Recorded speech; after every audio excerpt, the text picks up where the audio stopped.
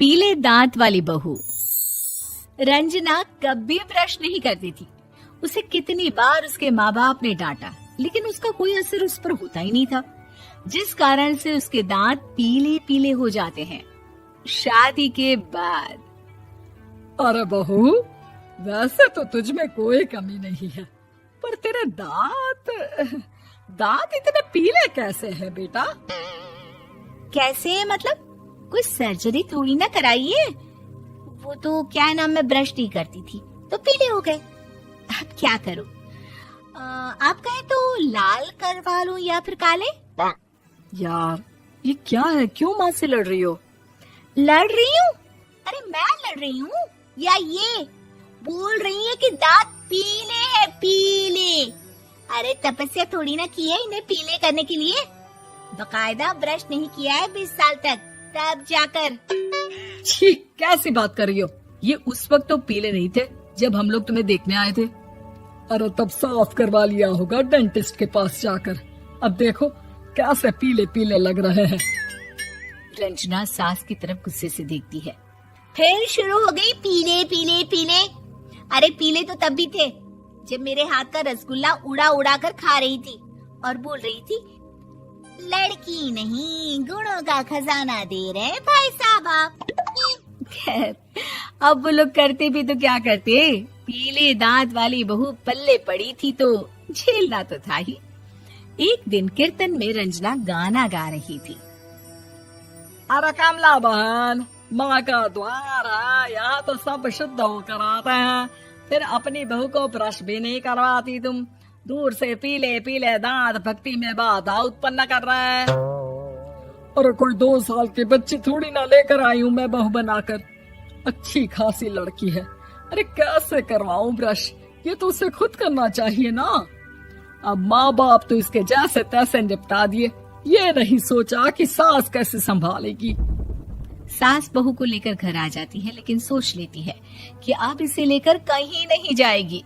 अगले रोज बहू कहती है, अरे क्या हो गया, मंदिर नहीं जाना क्या? कीर्तन का वक्त हो रहा है। मेरी मधुर वाणी से कान्हा जी जागते हैं और सोते हैं। आप तो जानती है ना उनकी भक्ति में कितना मन लगता है मेरा। वो क्या है ना, तबीयत ठीक नहीं लग रही है मेरी, आराम करूंगी मैं। तबीयत ठीक नहीं लग रही? अभी तो मिथुन के गाने पर नाच रही थी आप, और अब बोल रही है कि तबीयत ठीक नहीं लग रही। अरे भक्ति में मन लगा लो सासू माँ, ऊपर जाना है, क्या मुंह दिखाओगी आप? हाँ? सास को बहू की बात पर गुस्सा आ जाता है। मैं क्या मुंह दिखाऊंगी, इसकी चिंता तो ना कर, समझी? अपने मुंह की चिंता कर, जो ये पीले पीले दांत लेकर हर जगह पहुंच जाती है। पता है लोग कितना मजाक बनाते हैं। ना जी ना, मैं नहीं जाना कहीं तेरे साथ। तो ये बात है। कोई ना, मत जाओ, मैं अपने कमरे में ही बैठकर भक्ति कर लूंगी। ऊपर वाला दांत थोड़ी ना देखता है, मन देखता है, भावना देखता है। और अरे बस बस, तू सब कुछ दिखा, बस ये सफेद चमकदार दांत ना दिखाना किसी को, है? जा यहाँ से। बहू को सास की बात का कोई फर्क नहीं पड़ता, वो तो जैसी थी वैसी ही रह जाती है। सुबह नहाकर किचन में खाना बनाना, फिर खाना खाना, कीर्तन भजन करना और सो जाना। एक दिन, माँ जी मैं सहेली के घर जा रही हूँ, शाम को लेट आऊंगी। हाँ हाँ तो जाना, मैंने कौन सा तेरी आरती करनी है घर पर बैठकर। रंजना सहेली के घर जाती है, जहाँ वो पार्टी में जाने की तैयारी कर रही होती है। अरे शिखा, कहाँ जाने की तैयारी कर रही है? मैं गलत वक्त पर आ गई क्या? अरे नहीं यार, उल्टा सही वक्त पर आई है। मैंने ये साड़ी और ज्वेलरी निकाली है यार, शाम को इनके ऑफिस की एक पार्टी में जाना है। बताना कैसा लग रहा है ये सब? नहीं यार, इस ड्रेस के साथ तो वो वाली ज्वेलरी अच्छी लगेगी। हाँ हाँ सही बोल रही है, मैंने ध्यान ही नहीं दिया। वैसे तो हमेशा से मस्त फैशन सेंस रखती है। तो बड़ा जाती होगी ना पति के साथ पार्टी में।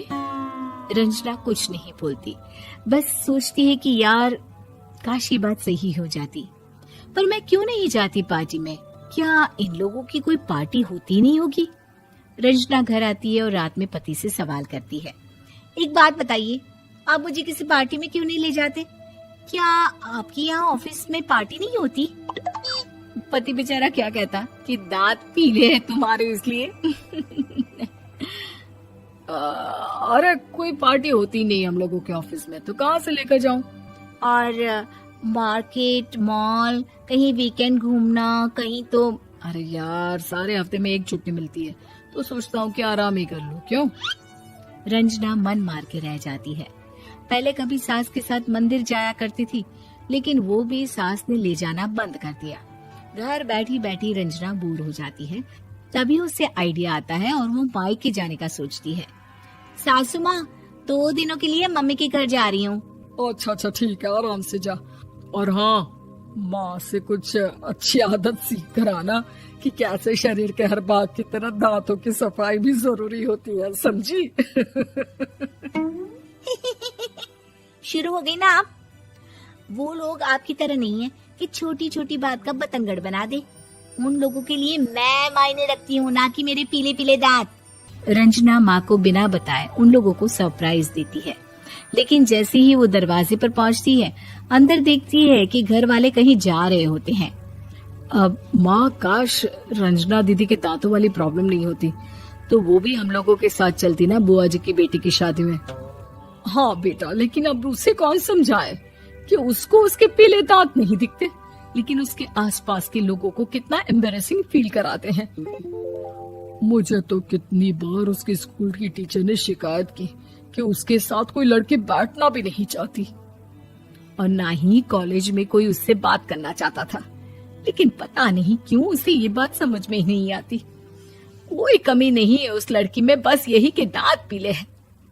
वो तो भला हो जीजा जी और उनकी माँ का, जो दीदी को जैसी है वैसे ही रखा हुआ है। रंजना को अपने घर वालों की बात सुनकर बहुत दुख होता है। वो सोचती है कि वो क्या करे, लेकिन फिर वो सीधा डेंटिस्ट के पास जाती है, अपने दांत चमकाती है और कसम खाती है कि वो रोज ब्रश करेगी। अरे क्या हो गया? तुम तो 2 दिनों के लिए गई थी ना? पर कोई ना, अच्छा है, चलो आ गई तो। रंजना सास के सामने आकर खड़ी हो जाती है और पूरी स्माइल करती है, उसके चमकदार दांतों को दिखाती हुई। हैं?